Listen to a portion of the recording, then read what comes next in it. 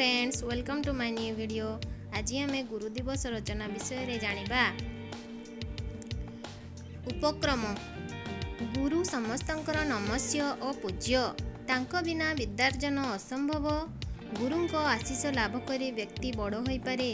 विद्यालय रे पालित विभिन्न उत्सव मध्य गुरु दिवस अन्यतम।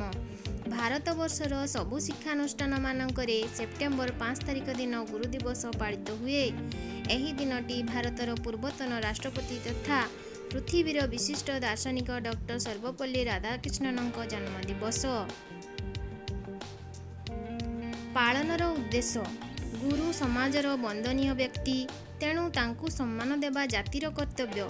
तेणु गुरु दिवस पालन माध्यम छात्र छात्री मनरे गुरुंक प्रति भक्तिभाव जात करा जाए।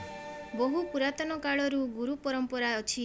विदेशी मानक शासन काल रे शिक्षार उन्नति होई परिला नाही।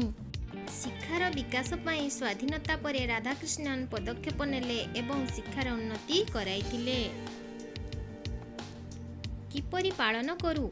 प्रतिवर्ष गुरु दिवस दिन छात्र छात्री माने गुरु पूजा करिबा पई सभार आयोजन करिथांती। गुरुंकु फूल चंदन दे प्रणिपात करिथांती। गुरु दिवसर उद्देश्य आलोचित होइथाए। छात्र छात्री माने गुरु महिमा और गुरु भक्ति विषय रे भाषण दियंती। शिक्षक माने मध्य गुरु और शिष्यर आदर्श विषय रे जानती। गुरु दिवस छात्र छात्री मानक पाई जेपरि शिक्षणीय सेपरि प्रेरणादायक होइथाए। उपसंहार। गुरु दिवस एक महान दिवस। यह गुरु और छात्रंक मध्य उन्नत संपर्क सृष्टि करे। गुरु भक्तिर महानता छात्र जानिपारे। शिक्षक माने मध्य पूज्य हेबा पाई निजकु यज्ञ करांती। तेणु गुरु पूजा सर्वदा करणीय।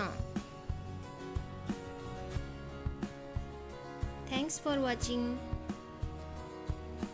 आशा करुछि वीडियोटी आपण मानको भलो लागिथिबो। जदि भलो लागि थाए लाइक शेयर एवं सब्सक्राइब करने को जमारू भूलिबे नहीं। धन्यवाद। जय जगन्नाथ।